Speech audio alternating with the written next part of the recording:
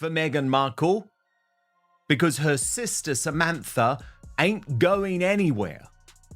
I don't believe, and he doesn't believe, that there are kids, because you don't yank around and use a leg. Meghan was having another baby at the same time that the rest of us did. Yeah. Appropriate, very warm, and the public knew nothing about that. It was like, I mean, there were so many different stories. For years, one woman kept telling the same story and almost no one took her seriously. The media painted her as bitter. Online, people dismissed her as irrelevant. She was treated like the estranged half-sister holding a grudge, with nothing solid to support her claims. But she was right. Not a little right. Not, she may have had a point right. She was right about the sealed records, the polished-over past, and the stories that were never meant to surface. In time, even one of Britain's most respected royal biographers admitted it plainly. We all laughed at Samantha, and she was right, and everything she said has come true. So the real question is no longer whether Samantha Markle was telling the truth. It's what, exactly, she was telling the truth about, and why every paper trail tied to this story seems to suddenly end. To understand that, you have to start at the beginning, because the way Samantha was presented from day one mattered more than most people realized. Once Meghan's relationship with Harry became public, Samantha was quickly cast as the villain. The tabloids pushed the same image again and again: half-sister, estranged, disabled, struggling. The message underneath was always clear: don't believe her. She's jealous, unimportant, and trying to profit from a famous name she barely has a connection to. Even people who doubted Meghan kept their distance from Samantha, because siding with her felt like losing credibility before speaking. And to be fair, Samantha didn't always help her own case. He'll leak their conversations to the media. But Meghan's sister, Samantha Markle, says that is causing her father. She was outspoken. She went on talk shows, wrote a book, and posted constantly on social media. To many people, that made her easy to dismiss. Meghan's image team understood that perfectly. Whenever Samantha spoke up, attention shifted to her behavior instead of the substance of her claims. But what she was saying was clear and consistent. She was not simply attacking Meghan as a sister or complaining about being excluded from the wedding. She was pointing to a larger pattern: stories that did not match, parts of the past that seemed carefully edited, and a public image that looked deliberately built rather than naturally formed. She repeated those claims calmly and long before supporting documents began to appear. At the time, most journalists, commentators, and royal watchers treated it as background noise. In 2017, 2018, and even 2019, that reaction made sense. It looked like a private family conflict spilling into public view, and those disputes usually seem bigger to the people involved than they do to anyone else. Then things began to change. Not suddenly, but gradually. The gaps Samantha had pointed out became harder to ignore. Documents that should have been simple were not. Timelines that should have been clear did not hold together. People who knew Meghan before Harry and had no obvious motive began describing someone who did not fully match the public image. As more of that came out, Samantha sounded less like a bitter relative and more like someone who actually knew what she was talking about. Tom Bower, author of one of the most deeply researched books on Meghan and Harry, later said it directly. We laughed at Samantha, and she was right. Everything she said has come true. About Meghan, so some would then suggest that the book is biased. Well, it's not biased in the sense that I do my very best to... That is not the opinion of some outsider on the sidelines. It came from someone who spent years studying original records, speaking with people who had direct knowledge, and checking one account against another. And his conclusion was simple. The woman people were told to ignore was telling the truth. What stands out when you look back at Samantha's comments is not how often she spoke, but how exact she was. She was not making vague accusations and hoping one would land. She pointed to specific gaps, specific records, and specific parts of Meghan's story that she believed had been cleaned up before the public ever saw them. That leads to the harder question: what exactly was she pointing to? This is where the story gets more complicated, and where the paper trail starts to disappear. People who knew Meghan before Harry often agree on one thing. It is not that she was unpleasant. Most describe her as charming, warm, and easy to be around. They do not paint her as cold or cruel. What they describe is something more exact, and in some ways more unsettling. Someone who always seemed to know exactly what she was doing and why. The word that appears again and again is not ambitious. Ambition is common, especially in Hollywood. The word people use is calculated, and that is a different thing. Ambition means wanting something and working for it. Calculated means planning the route long before others even see the destination. People in her social circle before Harry described someone who treated both personal and professional relationships like moves on a board. Not in a blunt or obvious way, but in a steady, consistent one. Each connection had a purpose. In every room she entered, she seemed to understand how it worked almost immediately. She wants it to be all about her, and I could see exactly the reason why she wasn't invited. To really break it down, it's been a disservice. That is not necessarily a flaw, but it does matter when you look at the choices she made. One detail many people dismiss as too odd to matter is the vision board story, but more than one person close to her has mentioned it separately. The claim is that Prince Harry was on her vision board before they ever met, that she had looked into him, knew he was single, and placed herself near the right people at the right time. A vision board by itself proves nothing. Plenty of people make them. What makes this detail more striking is the pattern around it. This was not a teenager with a celebrity crush. This was an adult woman with a career making a focused decision about a specific goal, and then following through. Her first known relationship with Joshua Silverstein when she was about 13 is not important on its own. What matters is that it appears to start a pattern that continues through her later romantic life. Before Harry, each major relationship seemed to improve her career, social position, or access to the world she wanted to enter. People who knew her then have openly pointed that out. Then there is Thomas Markle.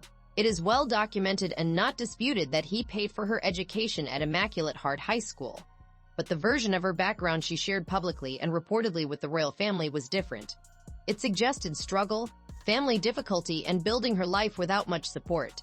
By several accounts, the palace was given a carefully shaped version of Meghan's past.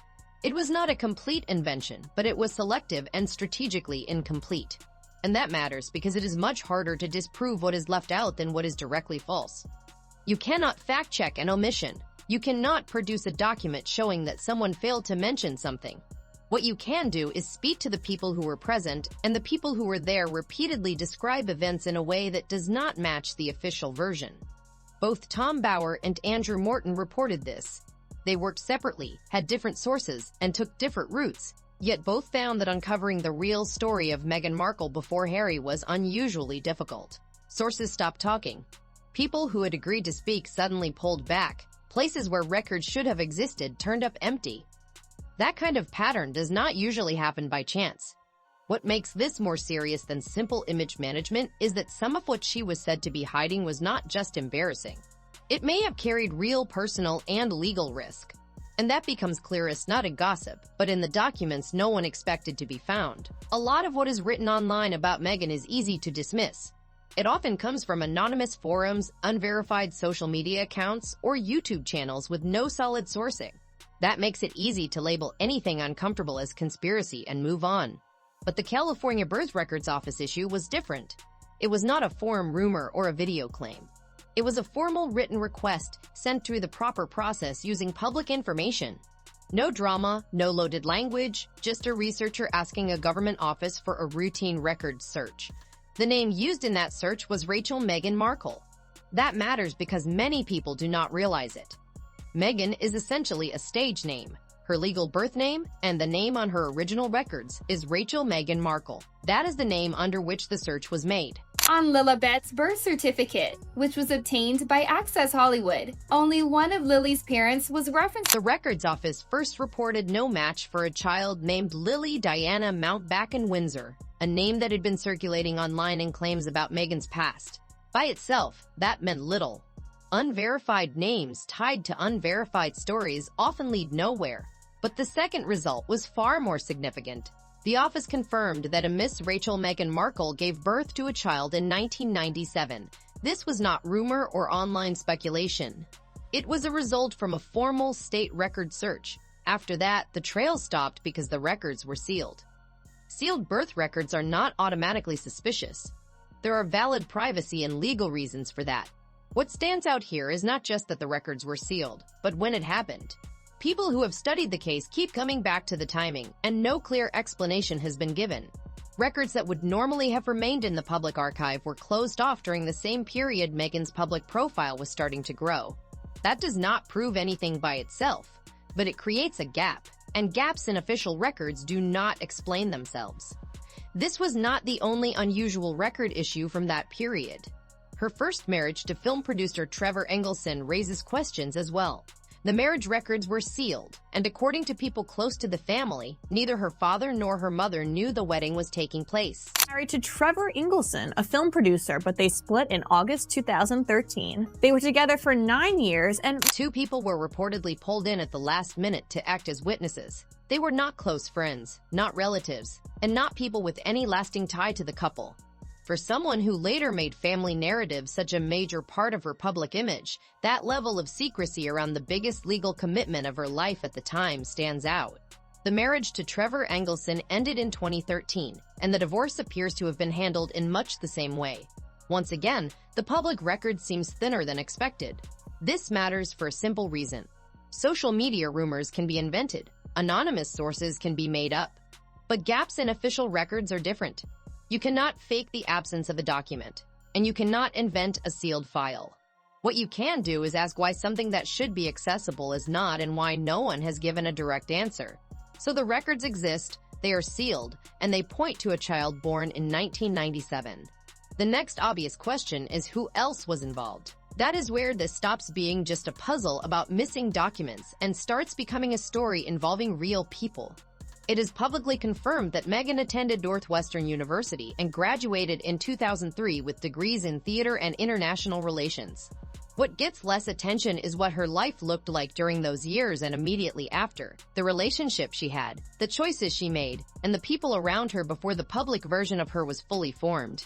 During that time, she began dating a man named Joe Giuliano. That is not just internet gossip.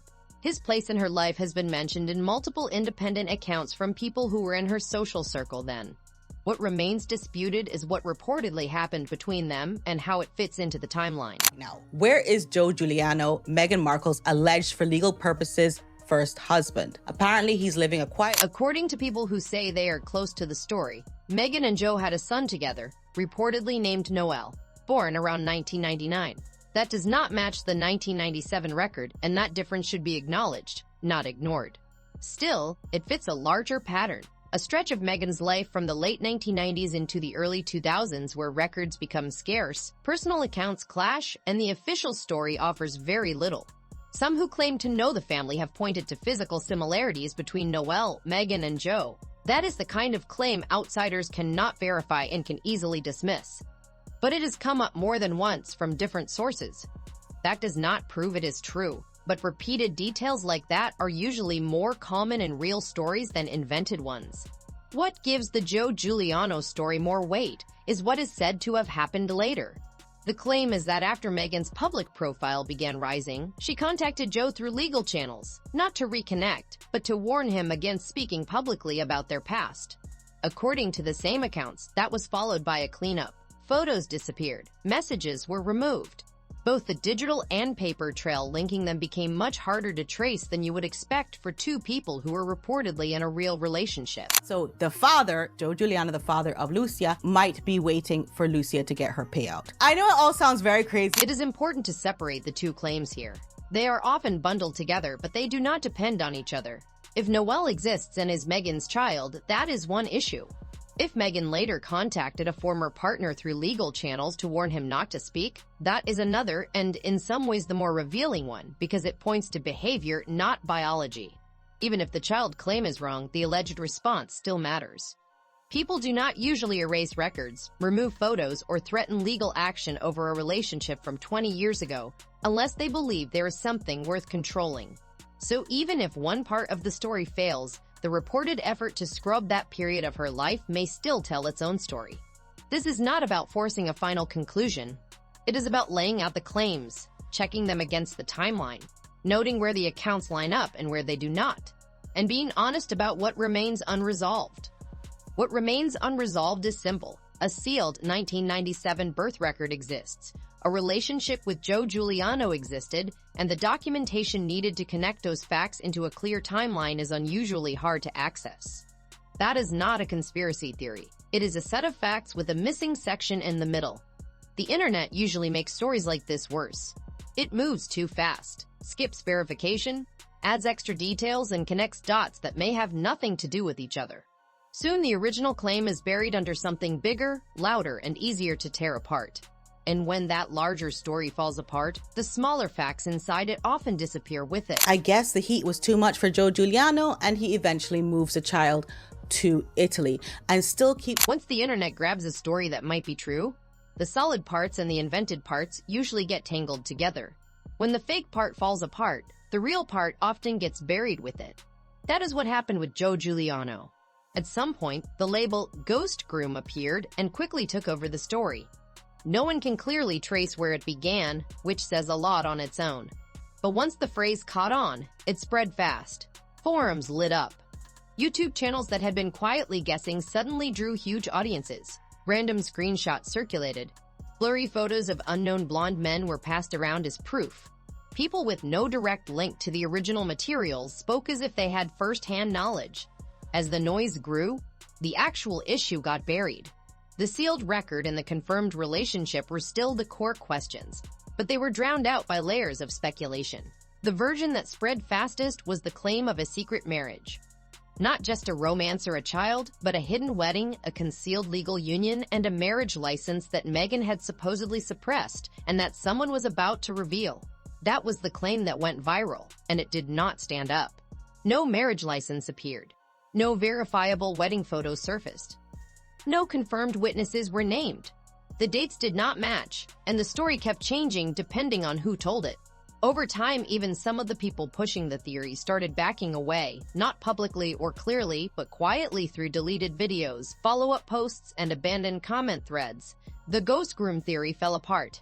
And once it did, the whole Joe Giuliano story was pushed aside as a debunked conspiracy and largely dropped from mainstream discussion. Ethnic, and she's been married. She already has a kid from someone, or divorced. I mean, everything you're not supposed to. The problem is that the collapse of the marriage claim had nothing to do with the sealed birth record. They were never the same kind of evidence, and they were never the same kind of claim. The secret marriage story was an unverified allegation about a legal event that ended up with no supporting documents. The birth record issue is different. It came from a formal government record search that confirmed a child was born in 1997 to Rachel Meghan Markle, with the details sealed. That record was not created by the ghost groom theory. It existed before that theory took off, remained during it, and still exists after the theory fell apart. But online, people treated the failure of the marriage claim as if it disproved everything. Anyone who tried to separate the birth record from the wilder rumors got grouped in with people posting blurry photos and unsupported claims. That is not random, it is a pattern. And it works very well for anyone who wants a real and uncomfortable question buried under a louder, fake one. Let the noise grow. Let the weak claims spread. Then, once the whole thing collapses, the legitimate question disappears with it. Not because it was answered, but because it became too surrounded by chaos to be heard. The real question was never whether Joe Giuliano secretly married Meghan Markle. The real question was why a sealed 1997 birth record exists under her legal name, who the child was, and why no one in a position to answer has addressed it directly. That question did not go away when the ghost groom theory collapsed. It simply became harder to hear. And when an unresolved issue goes quiet, it usually resurfaces somewhere else. When attention around Joe Giuliano faded, it did not disappear. It shifted inward, toward someone closer to Meghan. Someone with no real distance from her life and no believable way to say he did not know her. Certificate, and you know very well because you've watched the videos that they said that there were no records. Sean Johnson is Meghan's cousin, not some distant relative with no real connection to her life. He comes from the same family and would have known parts of her past that the public story barely touches. Most people had never heard of him until his name started appearing in the same online spaces that had been focused on Joe Giuliano. What drew attention was not a document, a photo, or a direct accusation. It was what Sean Johnson reportedly did not say.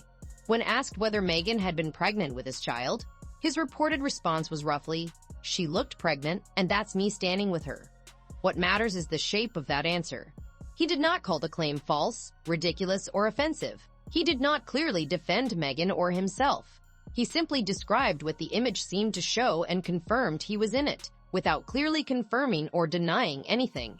That is not a firm denial. It is a careful response that leaves the question open. And that matters because the words were reportedly his. He had the chance to shut the story down completely, and he did not do it.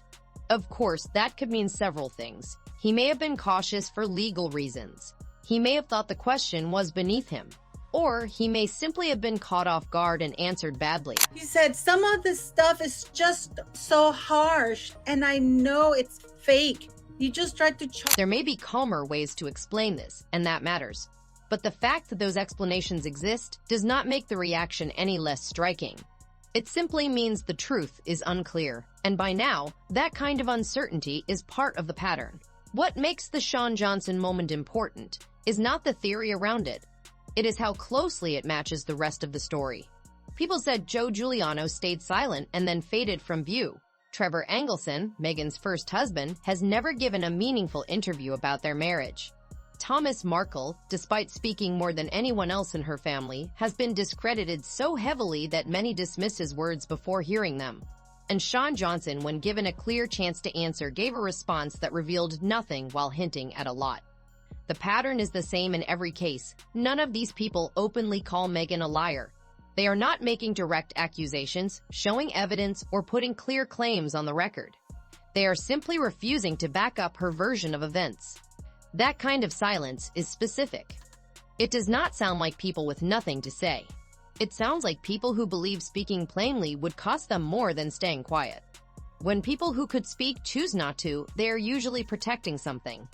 Whether that is themselves, another person, or some private agreement, no outsider can say for sure. Well, he went to them, but I know this is not going to end well.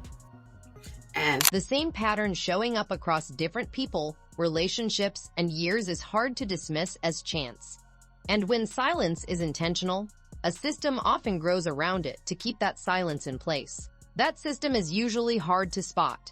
From the outside, it does not look obvious. It looks like scattered, unrelated events. A source who planned to speak suddenly cannot be reached. A record that should be easy to find is missing. Someone who once spoke openly goes silent without explanation. On their own, those moments may seem minor. But repeated across many people over time, they begin to look less like coincidence and more like a structure. Tom Bowers saw this while researching his book on Meghan and Harry. He is not a tabloid figure. He is a well-known investigative biographer in Britain with a strong record of deeply sourced work on powerful people. He said researching Meghan was unlike anything he had faced before. Sources who first agreed to talk stopped replying. People who had known her for years with no clear reason to protect her suddenly became unavailable. Documents that should have been easy to get were missing. Andrew Morton, who wrote another major book on the couple, described much the same thing. He said the story seemed to keep closing in on itself and that Meghan's past appeared to have been managed in ways that went beyond normal privacy. Both men still published their books and found enough material to continue. But in interviews, both described a level of resistance that did not feel natural. It felt organized. An organization takes resources along with people who know exactly who to contact and when. Who knows how to apply pressure without leaving proof behind? Who can spot a threat before it goes public and shut it down quietly? That is not some dark conspiracy theory. It is simply how a strong, well-funded PR machine works. The alleged letter from Samantha is where this shifts from vague suspicion to something more concrete. A physical letter appeared. Screenshots spread fast. Handwriting experts were brought in. The internet quickly split in two. One side believed it was real and showed Samantha knew things that were being kept buried. The other side thought it was staged, too neat and too perfectly written to be natural. What most people did agree on was the timing. The letter surfaced just as Meghan was trying to reshape her public image. The Suits period was over. The early royal chapter was over. She was moving into a lifestyle and wellness brand, with a new platform, a new audience, and a new version of her story. The letter landed right in the middle of that shift, like a direct hit. Whether it was real or fake, it appeared at the exact moment it could do the most damage. That is either a remarkable coincidence or a sign that someone knew exactly how to work the news cycle. Samantha said nothing. No denial, no confirmation, no statement through a publicist, nothing at all. That long silence can be read in two ways. Either she refused to engage or she made the smartest move available. If the letter was real, confirming it could create legal trouble. If it was fake, denying it would only keep the story alive. Staying silent was the one choice that left every option open. It lead to a lot of hurt feelings on everyone's part, and I'm hoping that we can have a happy end. Then there is Thomas Markle. He paid for Meghan's education, attended her first wedding, and says he was there for key parts of the life she later presented differently to the public. Since she entered the royal world, the way he has been treated has felt unusually deliberate. He was not simply pushed aside. His credibility was weakened in advance. Before he said anything truly damaging, the conditions were already set so that anything he said later would be met with doubt. By the time he began sharing specific details about her past, many people were already prepared to dismiss him. That is not just family conflict. That looks more like a coordinated campaign. Taken together, the pattern matters. Authors ran into barriers. The letter appeared at a highly sensitive moment. Samantha stayed silent. Thomas Markle was discredited early. None of this needs one huge revelation to be important. It only requires someone willing to ask what kind of person builds a system like this, and what that system is meant to protect. Because the questions that system was built to contain did not disappear. They shifted. They moved from her past, her family, and missing pieces in California records into an area that made all the earlier questions seem smaller by comparison. By the time Archie was born in May 2019, that system had been working for nearly 2 years. The media story was tightly controlled. Family members who might have complicated it had been pushed aside or discredited. Meghan's public image had been reinforced so often that challenging it meant risking harsh labels. Everything appeared to be under control, which is why what happened next was so hard for many people to absorb. The questions about Archie's birth did not begin where most people would expect. In Mountbatten, Windsor arrived May 6th. Not at their new home Frogmore Cottage like many had expected. The doubts did not begin with anonymous forums or fringe YouTube channels. Those came later and added confusion to a story already circulating among people who claimed to be close to it. What sparked the issue was a set of specific inconsistencies in the official account of Archie's birth. Questions focused on the Portland hospital, including the timeline, staffing, and the sequence of events described publicly. According to people said to know the institution, those details did not match what was seen or not seen on the relevant dates. One source in the original transcript went further and called the public birth story completely fabricated. Not polished, not partly edited, but fabricated. That word was used on purpose. The claim was not that small details were adjusted for privacy. It was that the public version was fundamentally different from what actually happened. That gap is what led to the surrogate question. If the birth did not happen the way it was described, the obvious next question is, what did happen? Several separate voices, apparently without coordinating, reached the same conclusion, that Archie and later Lilibet may not have been carried by Meghan. Surrogacy itself is not scandalous. It is a normal medical path for many families and carries no moral issue. The reason this question matters is not the use of a surrogate, it is what hiding it would mean. If a surrogate was used and the public was told otherwise, that would not be simple medical privacy. It would be a deliberate false account of a major fact, presented through official channels and sustained for years with apparent support from multiple institutions. Certificate also confirms that the sweet couple's newborn daughter Lily was born on June 4th at Santa Barbara. According to one source quoted in the transcript, Buckingham Palace was part of it.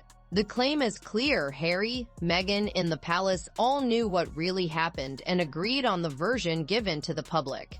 That would mean more than a private decision kept hidden. It would suggest an institutional cover-up involving the royal family over the origins of children who are now in the line of succession.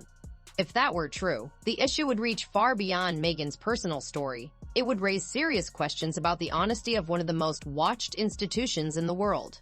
Calls for a DNA test have now appeared in enough places that they can no longer be dismissed as pure fringe talk.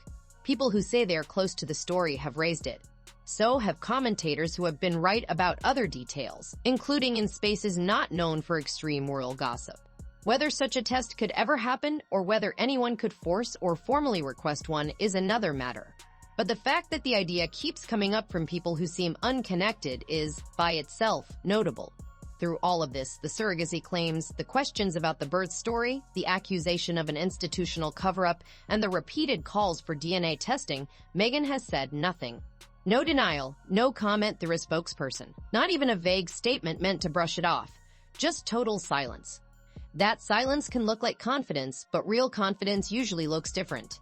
When claims are this detailed and keep resurfacing, someone with nothing to hide would normally make at least one clear statement. That costs little and can shut the issue down. This silence does not end the discussion. It keeps the question alive while refusing to answer it, which is not how someone usually acts when they believe the claim is ridiculous. Children as pawns so much. We're only going to let you see our children if you behave in a certain way and we can control. This is what the silence looks like when someone believes answering the question is riskier than ignoring it. But that only works as long as everyone with part of the real story still thinks staying quiet helps them. The second one of them decides otherwise, the silence breaks. Not with gossip or another post online, but with something solid and irreversible. That is the moment the whole system was built to avoid. The only open question is whether it can hold.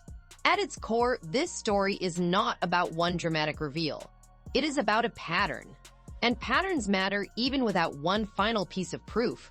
They matter when too many details keep pointing the same way. A sealed birth record with no clear explanation. A first marriage her own parents allegedly did not know about. A former partner said to have been pressured into silence. A cousin who had the chance to deny something serious and did not. Two respected British biographers describing Meghan research as unusually obstructed. A letter that surfaced at the most damaging possible moment. A father whose credibility was weakened before he could do real harm. And repeated questions about the children's origins coming from people who do not seem connected to each other. None of that proves everything. But it does justify asking questions. Samantha Markle began with claims few people took seriously. The press brushed them aside. Online, many mocked them. But over time, some of the issues she raised became harder to dismiss.